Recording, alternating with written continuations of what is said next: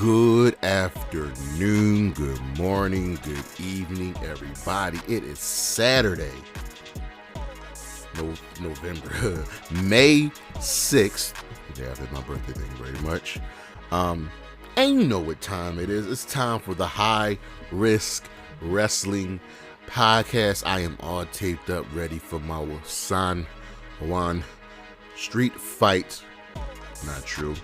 But, ladies and germs, got another show for you. As always, you can check me out on the socials, Charismatic Creations on Facebook and YouTube, Charismatic_Creations 52 on Instagram, the 215 on Twitter, and of course, you can always check out the Patreon and the coffee. Well, for today's show, we had the WWE Draft, and we're gonna break it down.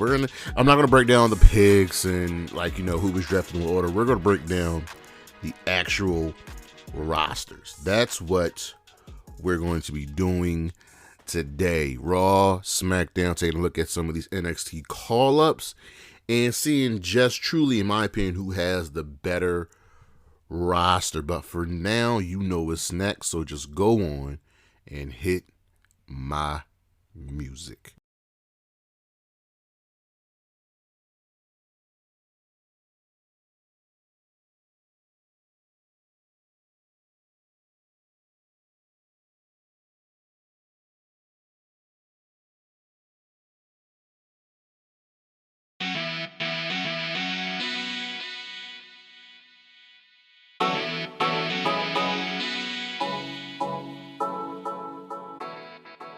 All right, so let's just get into the news. AEW Fight Forever, the promotional material is ready and waiting. All they need is the green light. I'm trying to play this game, man. What are they doing? Let's get this joint popping already. Leva Bates has announced her AEW departure. Her contract has expired, and AEW has decided not to renew her contract. She is, for all intents and purposes, an AEW original. She's had a lot of good moments there. She's a fun individual, very well respected. Remember her time as Blue Pants in NXT, and a lot of people in AEW that were sad to see her go because she was very, very well liked, and I wish the best for Miss Leva Bates. All in. Well, the pre-sale sold out. That was at like 40,000. They started opening up the arena. 50, 60. They've already sold 60,000 tickets. They'll probably sell at least 70 to 80,000. And this is without a single match announced. A single match announced. And for the ticket prices, AEW is trying to price all in for the volume, whereas WWE was pricing for the gate. And I think that's one of the major reasons that All In will sell out. It's crazy, man. It's bananas. Like, they're probably going to sell out Wembley Stadium, and they haven't even announced any matches. That's absurd. It's really, really absurd. Alicia Fox is officially done with the WWE. She was there for a very long time, for almost 20 years. She was there for 17 years with the company. Her contract has run out, and I want to see what's next for Miss Alicia Fox. I felt like she could have did a lot more in the WWE if given the ball and let her run. As you know, there is a writer strike going on in Hollywood with the Writers Guild of America. So how will this affect professional wrestling? It doesn't. We all know that wrestling really, they don't do unions. They don't have any unions. And seeing as how there's no unions, the WWE writers, the AEW writers aren't affected by the writers' strikes. So all is good for WWE. They boasted an impressive viewership improvement for the first quarter. They had the first quarter earnings report. I'll let you know I was on the call. I host stock in the WWE, and their viewership went up by 7%.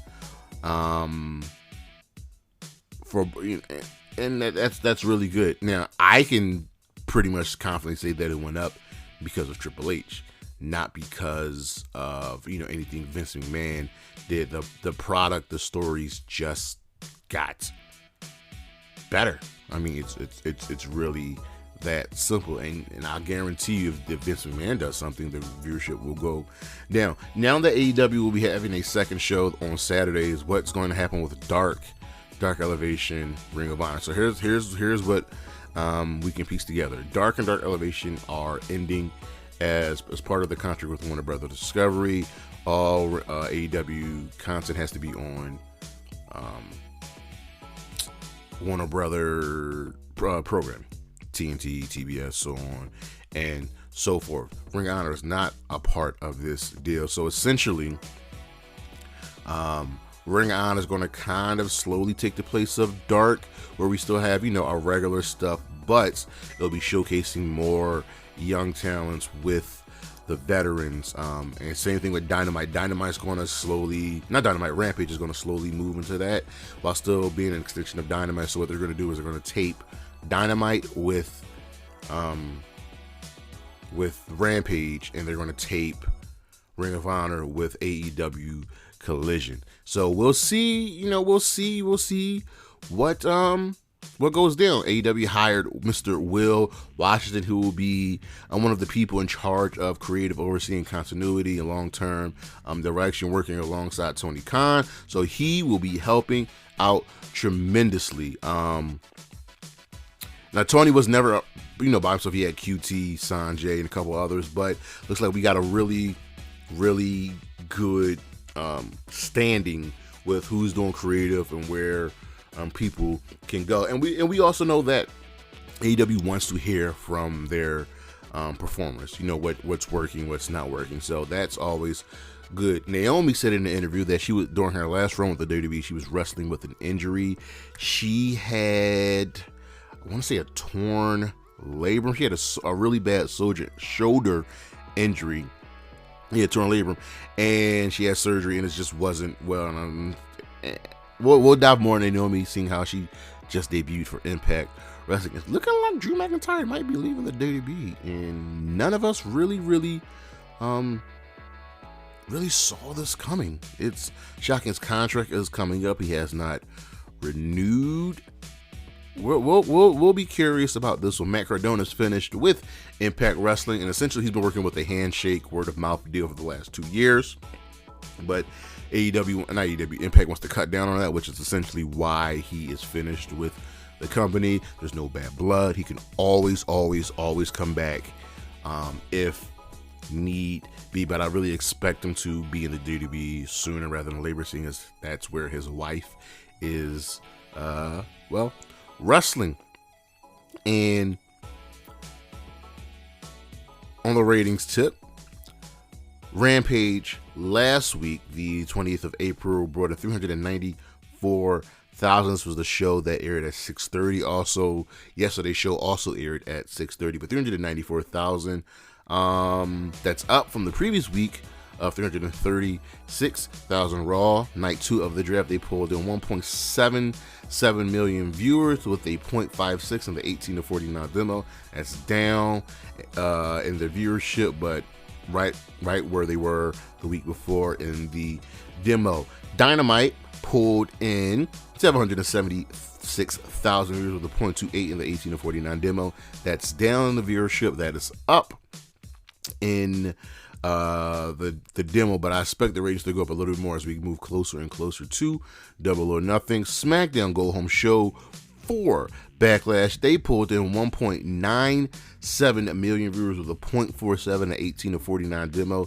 That is down from the previous week significantly, actually, in the viewership, but in the demo, but the draft was the previous week, so I can you really can expect that to be down. Bobby Roode on our injury segment, he looks like he's going to be out for the rest of the year. He had neck surgery in late 2022, and hopefully he can get healthy, get better, and maybe get a better run on the roster. And an update on Kyle O'Reilly. He had neck fusion surgery back in February. He's taking a hiatus.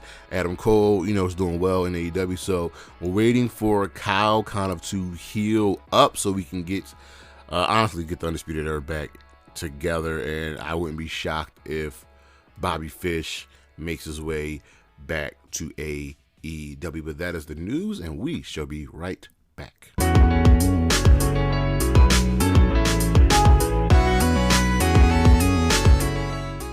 All right, so there's a lot of wrestling, y'all. Like there's a lot, and with AEW Collision coming, I'm trying to figure out how I'm going to cover all of it. But that's a different story for a different day. Let's dive into our week in review. Monday Night Raw, the go home show for Backlash. We had our draft. We're not going over that. That'll be saved for later in the show. But after Triple H makes the first couple of picks, Paul Heyman comes out. Him and Triple H, shake hands. And Paul Heyman does what Paul Heyman does. And he says that, hey, wouldn't it look great if Roman Reigns would also be the World Heavyweight Champion? Now he would have 3 World Championships. That doesn't make any sense, but I digress. Seth Rollins comes out and not only taunts Paul, but he indirectly taunts Roman. He taunts Solo, and he knows, like we all know, that he eats Roman up inside, that even though he's beaten everyone during this reign, he hasn't beaten Seth. He can't beat Seth. Seth owes him. You can't tease this and then keep them apart because they're now on separate brands, but I digress. We'll get a match later in the evening between Seth and Solo. Damage Control defeats Liv and Raquel. Braun Strowman and Ricochet defeated the Alpha Academy, and I'm tired of the Alpha Academy losing matches. Brock Lesnar interrupts the draft before Cody jumps him. Matt Riddle defeats Jimmy Uso. Jay wants to know after the match backstage why Solo wasn't watching he and Jimmy's back. The Usos are definitely getting iced out. Miz TV with Shinsuke. It was a nothing segment. Omos went to squash match. The Judgment Day had a promo. Dom's heat is so unreal. Oh my goodness. Dom could not talk. He might be the most hated person in wrestling right now. The Judgment Day defeated the LWO, and I'm tired of the LWO losing matches. And in our main event, Solo versus Seth. Solo's in another big time match, and of course, like most Solo matches, this one ends with a non-finish and then the DQ, and it ends with everyone brawling. Just don't book the match. That's it. Just don't book the match. Over on Dynamite, we had our Double or Nothing main event is now set. The show was set in Baltimore. I was there. I decided to go to a nice little wrestling show. Our opening match was Bandito, Orange Cassidy, Roderick Strong, and Adam Cole defeating the Jericho Appreciation Society. Adam Cole attacks Jericho after the match, and then Britt slaps Jericho backstage. Although this feud isn't over, we're probably going to get Jericho versus Adam Cole at Double or Nothing. The BCC says that they're the best wrestlers and that they're making it better for other wrestlers to in the future be better than them, and Bryan Danielson says that he's better than Bret Hart. Saraya defeats Willow Nightingale, who was by herself. Don't know why Willow was by herself. Where was Sky Blue? Where was Riho? I don't know. Jamie and Britt tried to stop the Outcast from beating Willow Nightingale after the match, but they failed. So Hikaru Shida comes out, and at first she hugs the Outcast, but then turns on them and helps Britt and them take out the Outcast and spray from AEW on them. This just doesn't make sense. The enemy of my enemy is not my friend, because there's no logical way, there's no logical reason for Shida to team up with Britt and Jamie. It just doesn't make sense, and I hope they bring that up. Please let them bring that up. The House of Black announces that House Rules Open challenge for the Trios Championship. Here are the House Rules: 20-second countouts, no rope breaks, and DQs are enforced. Yeah, I'm liking this. The Acclaimed and Daddy Ass won the Trios Battle Royal Wardlow squash match. He's then confronted by Christian and Luchasaurus. Jay Lethal and crew help out Mark Briscoe on the chicken farm. This was just a fun segment. Ricky Starks defeated Juice Robinson. Jay White tried to attack, but he failed. And in the main event, Darby Allin and Jungle Boy defeated MJF and Sammy Guevara, and therefore they are added to the main event title match at Double or Nothing. We just, like, there was a long time in between events, so we just had to drag our feet until we get to the inevitable Double or Nothing main event match. Over on Impact, we had our Trinity debut. Moose and Brian Myers defeated Gujar and Yu Yamura. Joe Hendry says he will help Dirty Dango with his investigation. Sami Callihan defeated Khan by DQ as the design finally turned on Sami Callihan. Nick Aldis challenges Kenny King to a match. Jody Threat defeated Alicia Edwards. Chris Sabin and Alex Shelley says it's their time to be successful in singles action, but they're always still a team. They will be team. They're not splitting up. They're just going to go for some singles belts, the X Division Championship and the World Championship. Cass is betting on himself. PCO, Heath and Rhino defeated Steve Macklin, Champagne Singh, and Shira. Rosemary and Father James Mitchell go to the Undead Realm. Jonathan Gresham defeated Speedball Mike Bailey. And in our main event segment, Trinity debuts, talks about the history of Impact, the Knockouts division, Gail Kim, Awesome Kong, so on and so forth. She's confronted by Deonna Purrazzo. Says, listen, you want the championship, you're not ready. You know, they do a little bit of heat at each other about their time in the WWE. Jordan Grace comes out and talks the talk, and she tells Trinity, you want the championship? Don't worry. You'll be trying to get it from me. So, all right, let's go. For a very long time, Impact Wrestling has been the place for women's wrestling. Other companies do it incredibly well too. WWE, NXT at one point, AEW's finally gotten up there, but the Knockouts division is, and Stardom and Shimmer has really been where the best women's wrestling has been. Over on Ring of Honor, we have our build for Athena versus Sky Blue. So we have Rocco Romero defeating Lee Moriarty in a Pure Rules match, and this feud is far from over with them. Athena defeated Angelico in a Proving Grounds match, and she says she wants Sky Blue. Samoa Joe retains the TV Championship against Christopher Daniels. Claudio Castagnoli retains the Ring of Honor World Championship against Robbie Eagles. This was a fun little match. The Best Friends, Darius Martin, Action Andretti, and Stu Grayson defeated the Varsity Athletes in the Kingdom. I want more for the Kingdom. I really, really like them. Preston Vance won a squash match. The Kingdom attacked Darius Martin and Action Andretti backstage. Sky Blue defeats Robin Renegade and accepts Athena's challenge for the World Championship. I thought there was going to be a Proving Grounds match, but I guess I was wrong. Brian Cage defeated Brock Anderson, and I think Brock Anderson could really, really shine in the Ring of Honor. Willow Nightingale defeated Steph DeLander, that is the former Persia Parada from NXT, and in the main event, really random main event, Komander defeated Angelico. OC and Bandito made the save to stop Serpentico from attacking. Over on SmackDown, we had our Backlash Go Home show. The LW on the Judgment Day start the show to set up a tag match for later in the evening, and once again, Doms, he is unreal. The OC defeated the Viking Raiders. AJ Styles was really good on commentary. Michael Cole brought up, what's going to happen between him and Roman Reigns. They acknowledge that history. AJ puts over Roman in the World Heavyweight Championship. The tournament for the World Heavyweight Championship play like this. There'll be 2 triple threat matches on SmackDown, 2 triple threat matches on Raw.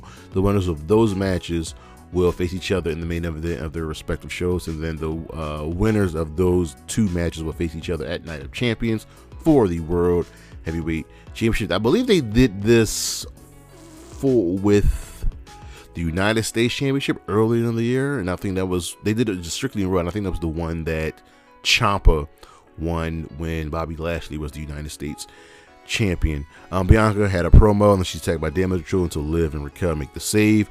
Solo is also icing out his brothers. He says he'll do his part, and they better do theirs. The Street Profits beat Imperium in a quick match, which was odd. I understand we're getting the Street Profits over one more time, but I really wish Imperium was allowed to just wrestle. This should have been like a 20-minute banger. We had a Cody promo. Sammy KO tell Riddle that there's nothing left to say and they're ready for Backlash. Shinsuke Nakamura defeated Karrion Kross. Karrion Kross always loses because Karrion Kross is a fucking loser. Cameron Grimes and Baron Corbin set up a match for next week, and in the main event, Rey Mysterio and Zelina Vega defeated Dominic Mysterio and Rhea Ripley. The Judgment Day attack after the match until Bad Bunny comes up with the LWO to fight them off. Yeah, I'm excited for this street fight. I wonder what they're going to do over on Rampage. The Lucha Brothers and Hijo de Vikingo defeated QTV, the team of QT Marshall, Aaron Solo, and Powerhouse Hobbs. This was a fun match. Good the Lucha Brothers and Vikingo win, but I need more from QTV. I want all of it. I want House back on top. I want Harley Cameron. Chris Jericho wasn't on commentary because he thinks Adam Cole is going to attack him. We had a Jade squash match, and I'm pretty much over this. They're going to put any other women's match on this card. Any other women's match on this card. I'm just tired of the Jade squashes. Mark Briscoe defeated Preston Vance, and Mark got to celebrate with his family because Baltimore's not that far from San Diego, Delaware. And then we had the Firm, Deletion, and good Lord, oh my goodness, they didn't go as hard in the paint as the other Deletion matches that we've seen before, but man, this was fun. These guys know what they were doing. They know how to have fun. They know what their roles are, and it was just such a fun time. Isaiah Cassidy, Stokely Hathaway, MVP of this whole thing. Rebby, it was just great. Just go.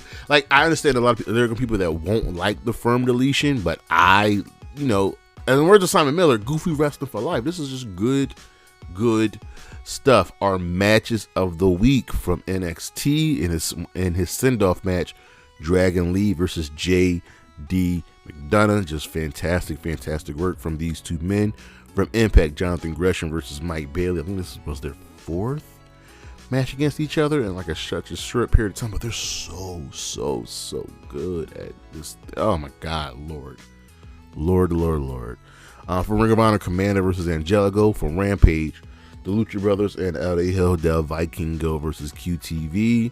And for Rampage, of course, I'd be remiss not to add the Firm Deletion to this. Our star of the week, I'm gonna have to give it to Bad Bunny, man. He's got the island of Puerto Rico pumped for Raw, for SmackDown, for the street fight, for back. Like, it's gonna be a good time. But that's the week in review, and we shall be right up back.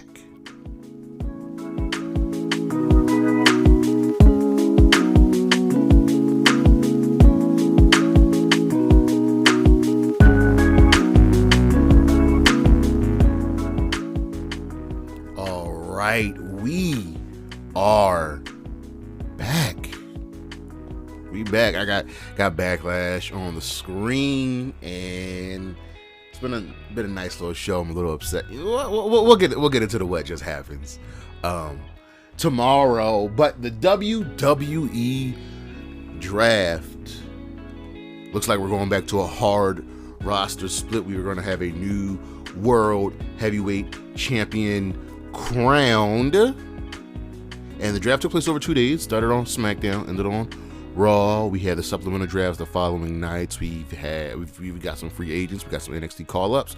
So what we're gonna do here is we're gonna look at the Raw roster. We're gonna look at the SmackDown roster. We're gonna look at the NXT call-ups. We're gonna look at who's gonna fit where into the main event scene, the mid-card tag teams. People have no direction, and what can we do to fix that? So let's take a trip over to Monday Night Raw, and we'll start with the main event scene. Now, I think Raw's main event scene compared to SmackDown's might just be a little bit better. I think each show thrives over one of the other shows in some specific areas, but I will get into that. So with Monday Night Raw, the main event scene. So here's what we got. Remember, Raw doesn't have a World Heavyweight Champion. We're going to crown a new World Heavyweight Champion. So over on Monday Night Raw, we have Cody Rhodes, obvious main event. Looks like he's going to be the real face of Monday Night Raw. Finn Balor, Kevin Owens, Sami Zayn, Matt Riddle, Gunther, Drew McIntyre, Shinsuke Nakamura, and Seth Rollins. Now, as we reported earlier, it looks like Drew might be gone for a minute. But until he's officially gone, I'm going to keep him here. Raw's main event scene, in my opinion, it has the better wrestlers. It has the better grouping of people like, hey, yo, 20 minutes, 30 minutes, yo, banger. Like, I could have these dudes go and main event an AEW show or a New Japan show because they have that experience. Then there's some guys on SmackDown who I think are in the area, but Raw, I honestly truly believe Raw has the better main event scene. And now Gunther's the current Intercontinental Champion, but I think he's actually going to be elevated to the main event scene because it's about time. He's been carrying this Intercontinental Championship and he's been making it feel important again. Same thing with Shinsuke. I think Shinsuke is going to be moved up into the main event scene. What I really believe is that the Raw World Heavyweight Championship landscape for right now is going to be a mixture of Cody, Finn, Shinsuke, and Seth to get started. And I think the other guys are going to fit in where they can, moving in and out of tag teams. But I like where they're ahead. And here's the thing. I don't think Cody Rhodes should be the World Heavyweight Championship. The story is still Cody winning the WWE Championship. And that's what needs to happen. So I want to see elevation. I want to see Shinsuke elevated to the King of Strong Style once again. You know where Seth's going to be. You know where Cody's going to be. I want to see Finn Balor rise up. Okay? And I want to see Gunther just wreck people. So I like the Raw main event scene. I think after they announce this tournament, I wholeheartedly believe that Seth Rollins will be the first World Heavyweight Champion. I think it. And here's the thing: he's such an obvious choice, but Seth's such an obvious choice that it makes me think that he won't become the champion. But I digress. We're moving on to the mid card scene, and this is where you can fluctuate KO, Sammy, and Riddle. So the current mid-card scene I see playing out on Raw is Riddick Moss, Johnny Gargano, Bronson Reed, The Miz, Dexter Lumis, and JD McDonagh. Now that's a good grouping of wrestlers. You got some true heavy hitters when it comes to in-ring ability with Johnny and JD McDonagh. You got a little bit of power there with Riddick Moss and Bronson Reed, and you got your characters with The Miz and Dexter Lumis.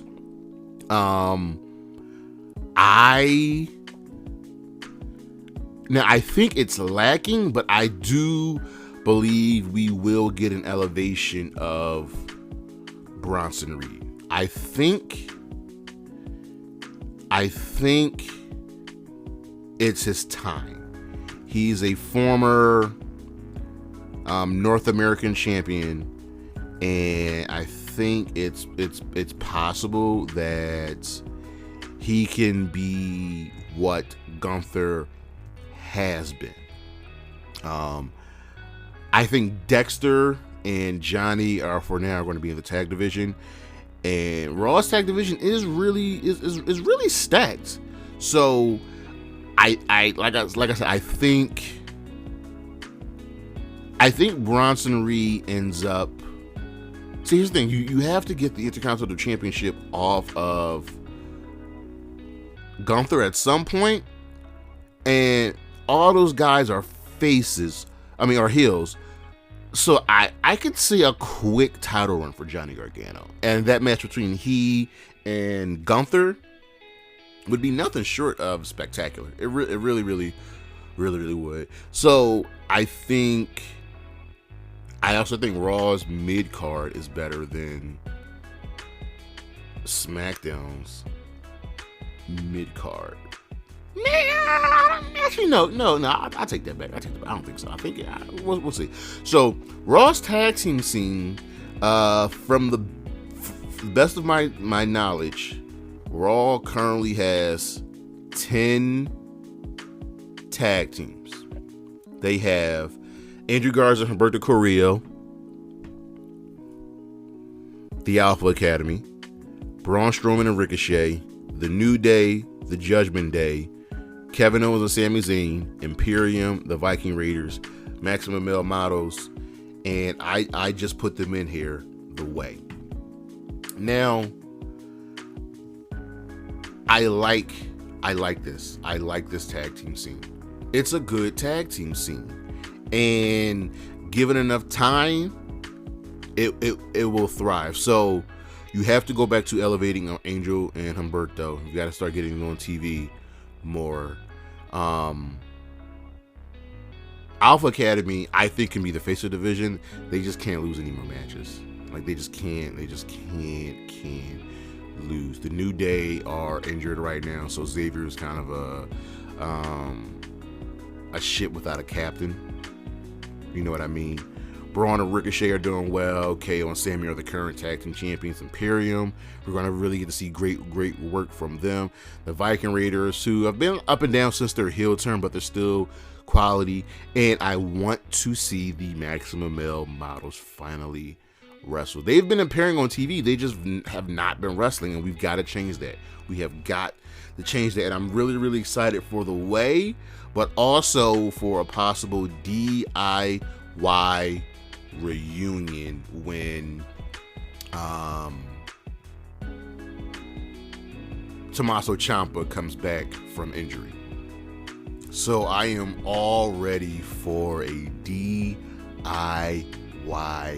reunion. So right here, I do truly believe that Raw has the better tag team scene than SmackDown. Now you got to remember, Raw's going to have a bigger roster because they have an extra hour of television. Moving over to the women's,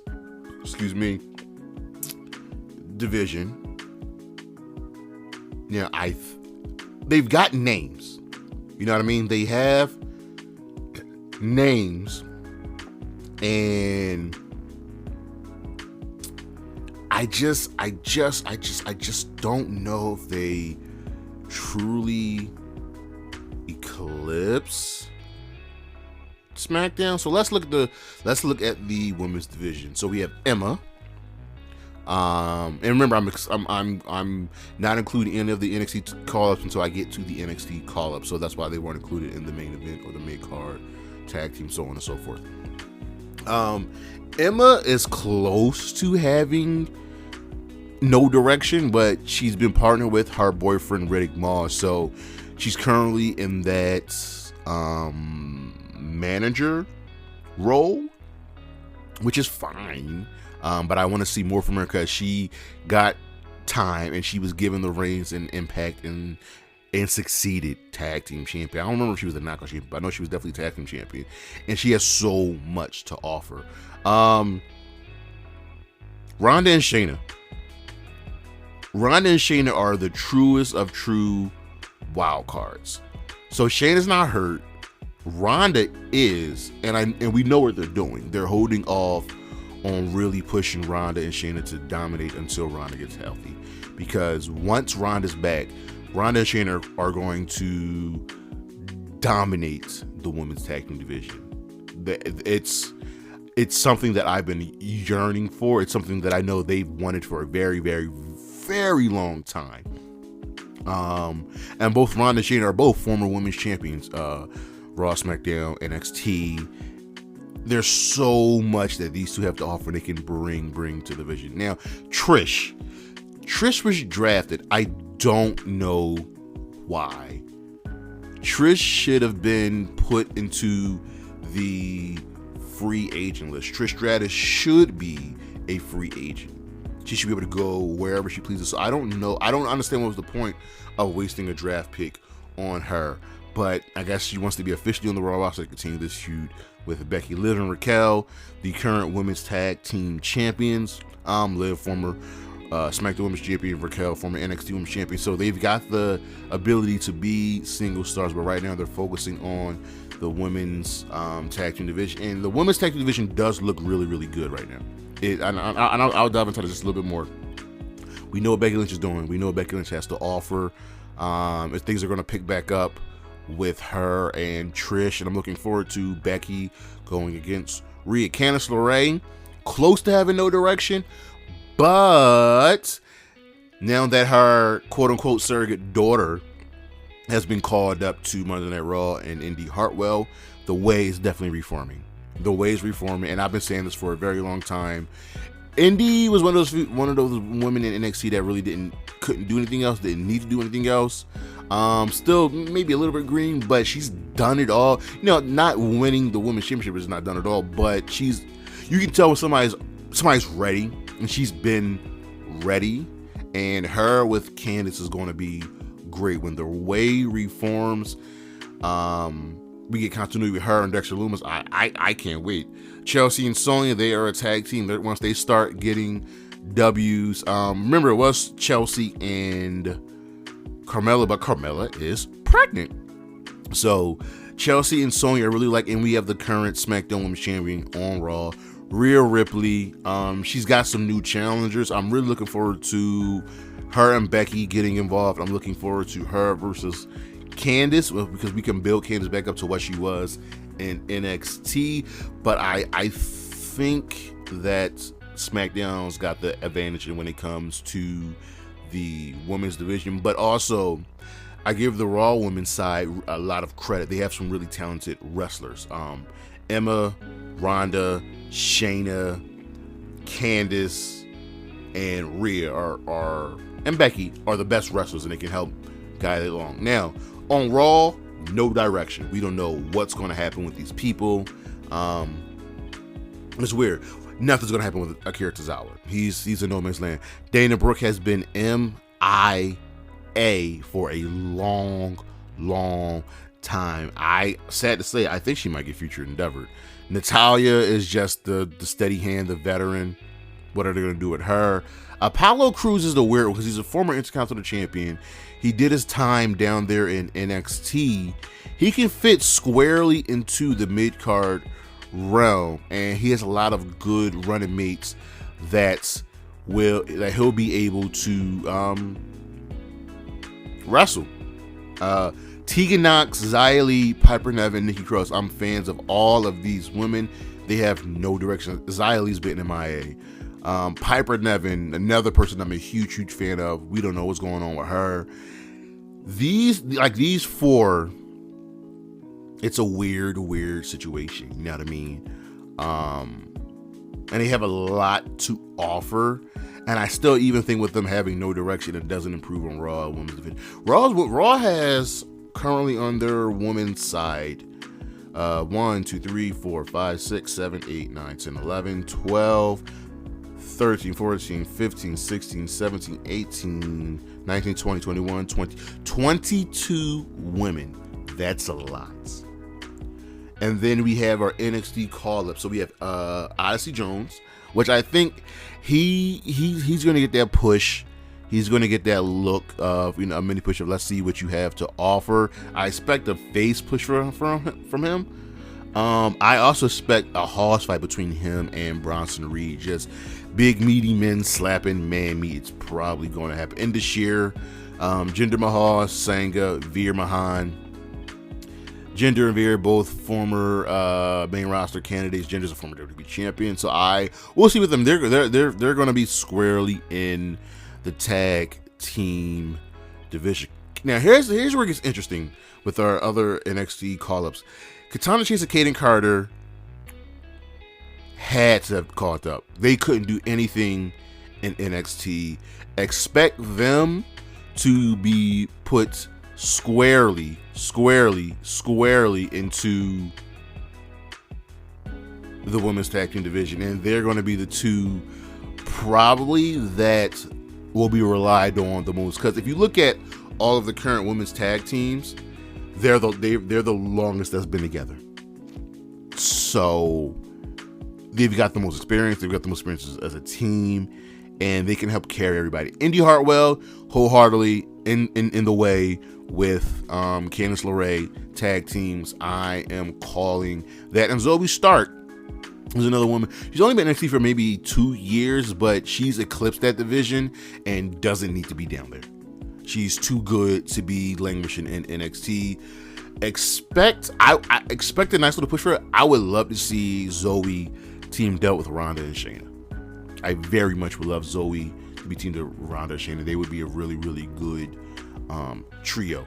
Now, over on the SmackDown side, our main event scene is a little shaky, but like I said, I like Raw's better. So we have Sheamus, Rey Mysterio, AJ Styles, Edge, Bobby Lashley, and Roman Reigns. Edge is a part-timer. I really, really believe that the main event scene on SmackDown will revolve around Bobby Lashley, Roman Reigns, and AJ Styles. Remember the second SmackDown draft when Paul Heyman was in charge? And the WWE Championship division, Undisputed division, was just Brock, Kurt, and Big Show. Yeah.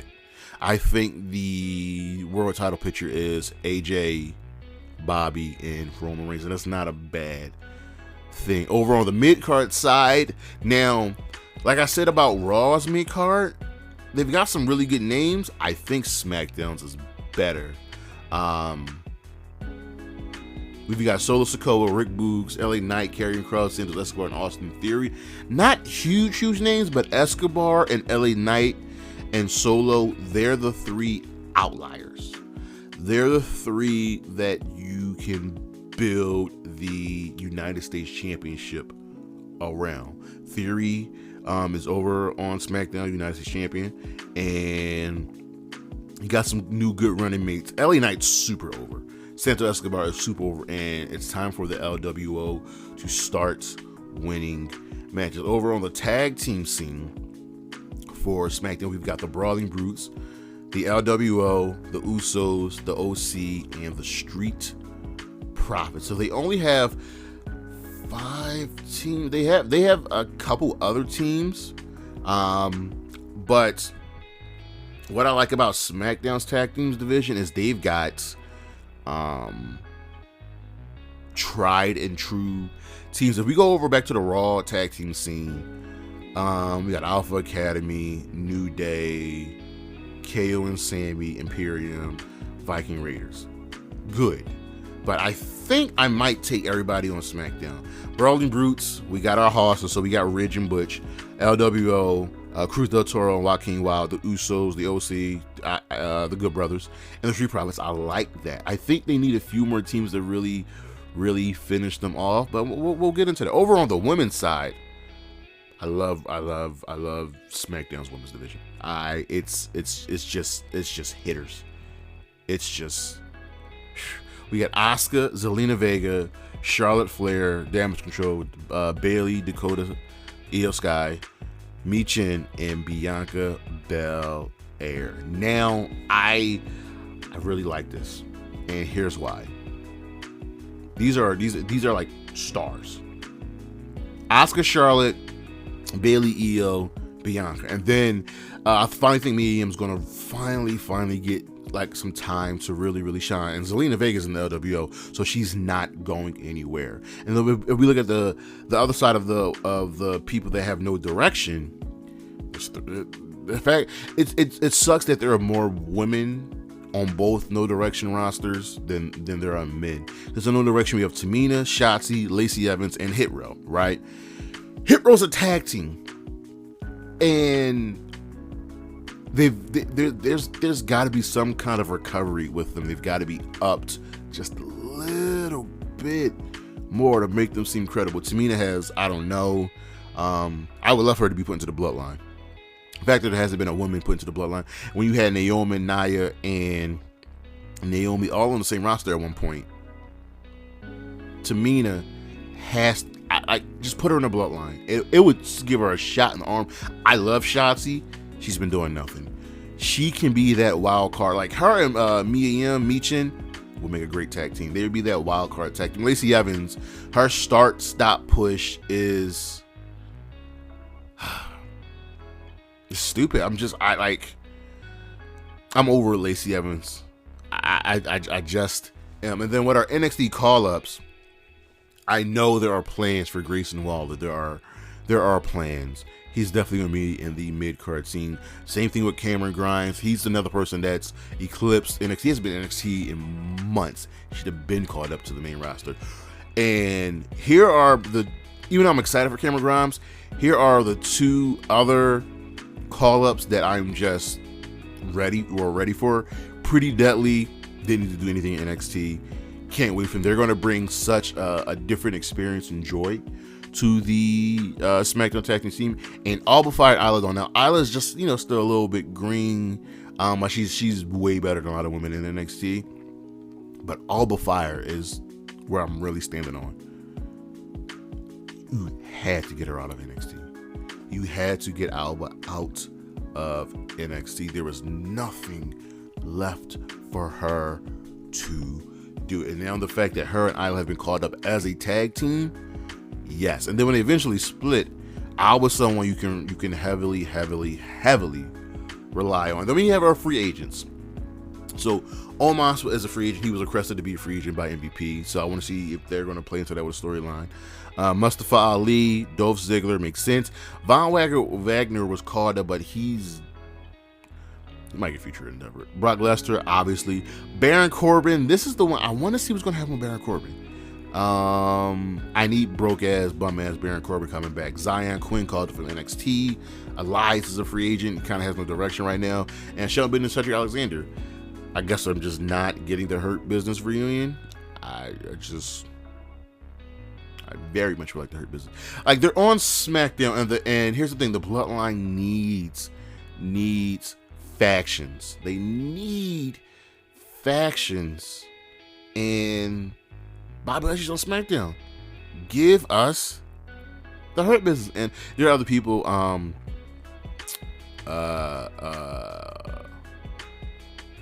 Ciampa, Bray Wyatt, who didn't get drafted. So there are a few other people out there floating around that haven't been drafted that at some point will make their return. Robert Roode being one of them. So we'll see. But overall, I like both rosters. They are unique. If I had to give the edge,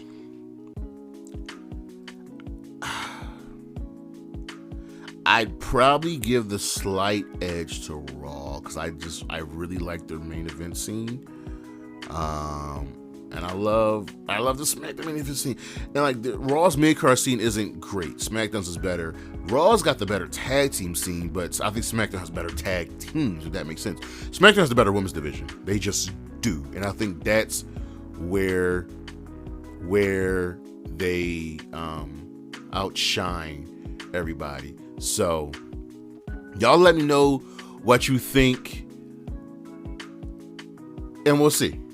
But for now, that is our show. Thank you very much. Next week we will be looking at the NXT roster. Since it's been cleaned up a little bit, we shall see how they're looking. And listen, I'm back to keeping up on NXT. I'm not reviewing them, but I'm keeping up on them. Check out the socials: Charismatic Creations on Facebook, Tumblr, and YouTube. No Tumblr. Charismatic _Creations 52 on Instagram, the 215 on Twitter. Also check out the Patreon and the Coffee. Any and all relations are welcome. Please don't forget to like, comment, and subscribe. And as always, Zia Lee, Wendy Chu, Shanti Blackheart, Bailey, Isla Dawn, and Gigi Dolan. Holla at your boy. Peace.